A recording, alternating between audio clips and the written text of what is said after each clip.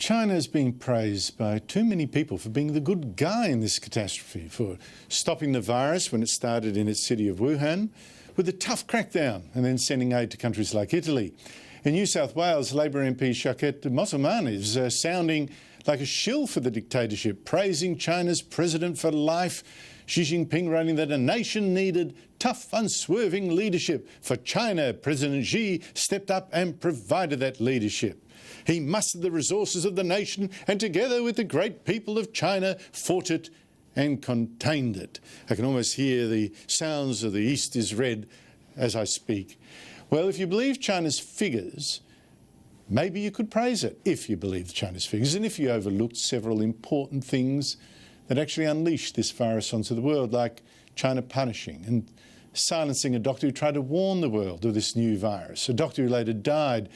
China also kept this virus secret for maybe 3 or more crucial weeks, and China got companies in Australia to ship over all the medical supplies they could lay their hands on, leaving us rather short of protective equipment when the virus came here. But there's more. China has so much power now that it has banned the World Health Organization from including Taiwan among its membership. It says that this democracy is just a rebel Chinese province. Now, this matters now because Taiwan has probably been, well, you didn't see Taiwan on that map, never mind. This matters now because Taiwan has probably been the most successful country in the world in fighting this virus. Its population is about the size of ours, but it has had just 300 cases and only 3 deaths. But even more remarkable, it's a lesson to us. It's had this amazing success without closing restaurants and without making people stay at home. Now, the world could and should learn from this. But watch what happened when a Hong Kong journalist tried to discuss Taiwan with Bruce Aylward, who's the Assistant Director General of the World Health Organization. Would the WHO consider Taiwan's membership?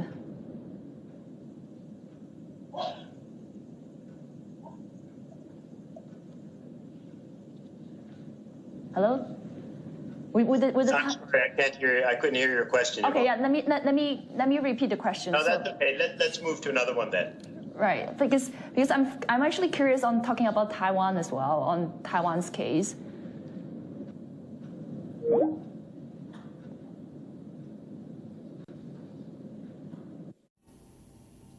Yes, he turned it off. When he came back again, he didn't want to talk about Taiwan as well. Joining me is Richard McGregor, who for years was a distinguished foreign correspondent in Beijing and Hong Kong before that, and now is with the Lowy Institute. He's also the author of what I think is the best book written on President Xi Jinping, The Backlash. Richard McGregor, thank you so much for coming on the show again. How much of this crisis do you think can be blamed on the communist leadership of China? Hi, Andrew. I just wanted to say next time I come on your program, I want to get some of the headphones your previous guest had so I don't look like a retired sort of beatbox DJ sitting in my bedroom. But anyway, to your question. I think, the thing about China at the moment is that imagine if you've got a book and they say, don't read the start of the book, just read the end. And that's where we are with China at the moment. They simply want the triumph, the vindication, success and the like, for, genuine achievements in bringing the virus under control up to a point, but not about the start, which you alluded to in your introduction, when the world and China lost vital time in bringing this under control. So, it's kind of hard for China to have it both ways, but that's the way they're doing it at the moment.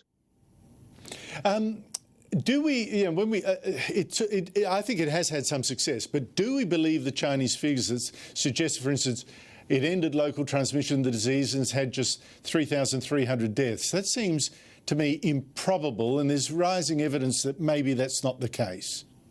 Well, my answer to that is a mealy-mouthed yes and no. I don't believe the death rates. I think that the number of deaths is probably higher, maybe much higher, particularly in Wuhan and particularly in Hubei province, because in the early stages, the hospitals weren't recording deaths as being from the coronavirus. I do think up to a point they've got it under control. And I think an old trick with China is don't listen to what they say, look at what they do. And I don't think they would have had President Xi Jinping out there in public unless they were pretty confident that they'd made progress. So, my attitude to the Chinese figures is much like my attitude to Chinese GDP figures. They're not accurate, but you can get the general trend from them. That's a good point. Now, Richard, at the time when we were seeing footage of Chinese officials dragging people into detention and all that kind of stuff and being really tough in maintaining a stay-at-home policy, we were horrified. Now, of course, the West is starting to belatedly do some of those things here, not quite with the brutality, but in as far as they can. And we're seeing a lot of comment now that an authoritarian regime like China can actually respond better and faster to a virus like this than can a democracy with all our concerns about civil liberties. For instance, could lock up that entire city of Wuhan without any worries about civil liberties at all. How far do you go along with that argument? Well, it's obviously wrong. It's not to say that the Chinese approach wasn't effective in its own way, but there's lots of examples to show you that it's not the only way. Now, we're having in Australia, as you alluded to, our own debate about this, and I'm not about to weigh into that because there's lots of people giving free advice and I don't feel in a position to. But if you look around the world, particularly East Asia, democratic East Asia, Japan, South Korea, Taiwan, Singapore, we might call that a guided democracy, have all had great success, and they haven't sort of been welding people into their flats by welding the doors sort of thing. They haven't been as tough as China. Now, I'm not saying China wasn't effective, but we shouldn't take the Chinese approach as being the only way to handle this because it's obviously not. We can see it with our own eyes. Well, look, I keep saying, why aren't more people looking at Taiwan? But speaking of Taiwan, as I said at the start, the World Health Organization, right, well, it's been praising China for how it dealt with the virus there. It's praised Xi Jinping, the head of the World Health Organization. It's attacked the United States and Australia for imposing travel bans initially on China. But particularly, the World Health Organization refuses to talk about Taiwan, which has actually been the most successful country because China doesn't like it, says it's a rebel province and shouldn't be treated as an independent country.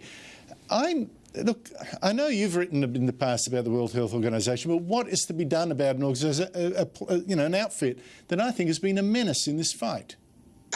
Well, I'm not sure. I think that they're obviously a mess. That tape that you showed us about the famous, now infamous Taiwan interview is just excruciating. The WHO official wasn't even able to give a sort of political answer by saying this is how we treat Taiwan. He sort of pushed the stop button on it.